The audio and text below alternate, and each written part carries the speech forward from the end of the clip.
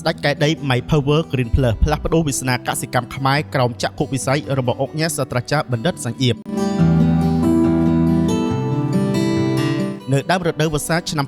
2026នេះគេនឹងសង្កេតឃើញទស្សនវិជ្ជាដ៏រស់រវើកនិងប្លែកខុសពីឆ្នាំមុនៗនៅតាមដេប៉ូចែកចាយធាតុចូលកសិកម្មធំៗចាប់ពីតំបន់ខ្ពង់រាបដីក្រហមនៃខេត្តត្បូងឃ្មុំកំពង់ចាមរហូតដល់វាលស្រែដ៏ធំល្វឹងល្វើយនៃខេត្តកំពង់ធំនិងបាត់ដំបង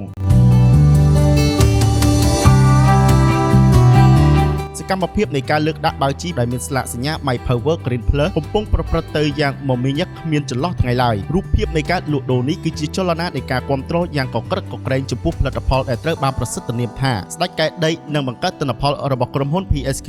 205 Cambodia Co Ltd ចាប់តាំងពីមេចាប់ផ្ដើមបង្អុលទៅភ្លៀងដើមឆ្នាំមកម្ចាស់ដេប៉ូចែកចាយទាំងចាស់ទាំងថ្មីបានហាក់បីដូចជាមិនបានសម្រាប់ដោយឡើយទូរស័ព្ទដេប៉ូធំៗរោស្ទើរតែដាច់ខ្សែដោយសារតែមានការកក់និងបញ្ជាទិញទុកជាមុនពីសំណាក់បងប្អូនកសិករឡានដឹកទំនិញធំៗរបស់ក្រុមហ៊ុន PSK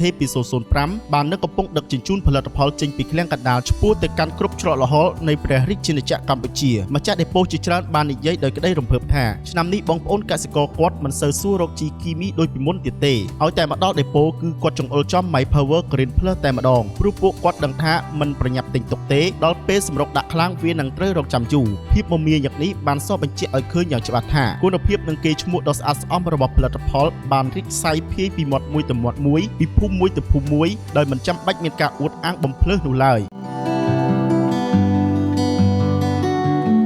ហេតុអ្វីបានជា My Power Green Plus អាចបង្កើតនៅបាតុភូតគាំទ្រដ៏ធំធេងបែបនេះចម្លើយពិតប្រាកដគឺស្ថិតនៅលើសច្ចធម៌នៃគុណភាពតាមរយៈការចុះពិនិត្យនិងសម្ភាសផ្ទាល់ជាមួយនឹងកសិករជាម្ចាស់ចម្ការចន្ទីកៅស៊ូនិងដំណាំយុទ្ធសាស្ត្រដទៃទៀតពួកគាត់បានបង្ហាញពីលទ្ធភាពជាក់ស្ដែងដោយក្តីរីករាយសម្រាប់ចម្ការចន្ទីនិងកៅស៊ូដើមដំណាំដែលធ្លាប់តែស្រពោនក្រិនឬជួបបញ្ហាស្លឹកលឿងក្រោយពេលទទួលបានការបំពន់និងកែដីពី My Power Green Plus រួចមកគឺចាប់ផ្ដើមបែកមែកធៀងលាស់ប្រឡងថ្មីមកយ៉ាងខៀវខ្ចីចំពោះកៅស៊ូគឺជួយឲ្យជ័រហូរបានល្អសបកទន់ងាយស្រួលកាប់ចំណែកឯចន្ទីវិញគឺក្តឹបកាន់ជាប់ល្អគ្រាប់មានទម្ងន់និងមិនសូវជួបបញ្ហាជំរុះផ្កាដូចមុនយន្តការស្ដារដីឡើងវិញភាពល្បីល្បាញស្ដេចកែដីមិនមែនជាការកោតសរសើរដោយគ្មានហេតុផលនោះទេជីគ្រាប់មួយនេះបានចូលទៅរំលាយជាតិអាស៊ីតនៅក្នុង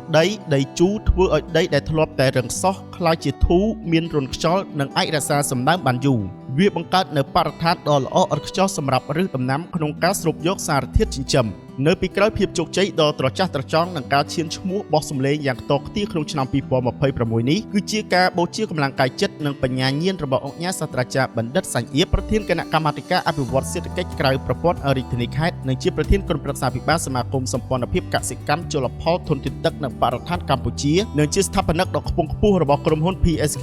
205 Cambodia Co Ltd អង្គការសាស្ត្រាចារ្យបណ្ឌិតប្រធានមិនត្រឹមតែជាអ្នកជំនួយម្នាក់នោះទេប៉ុន្តែលោកជាអ្នកការស្រឡាញ់អភិវឌ្ឍបៃតងដោយមើលឃើញពីទុក្ខលំបាករបស់កសិករដែលចំណាយដើមទុនច្រើនទៅលើជីគីមីប៉ុន្តែទទួលបានដីខូចនិងទិន្នផលថយចុះ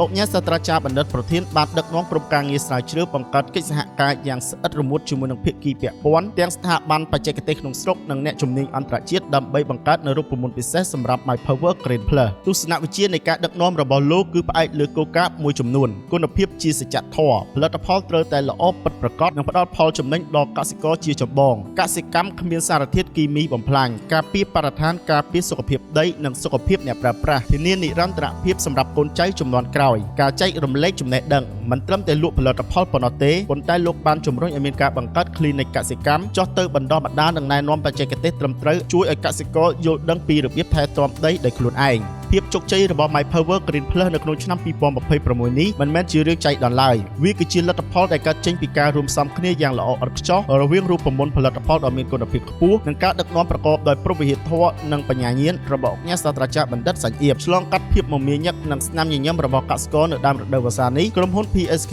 205បាននឹងកំពុងបោះជំហានយ៉ាងរឹងមាំក្នុងការក្លាយជាបង្អែកនិងជាដៃគូជីវិតដ៏ស្មោះត្រង់បំផុតរបស់កសិករខ្មែរដែលទូនាទីជាកាតាលីករជំរុញឲ្យវិស័យកសិកម្មជាតិឆ្ពោះទៅរកភាពរុងរឿងសុវត្ថិភាពនិងនិរន្តរភាពពិតប្រាកដមែន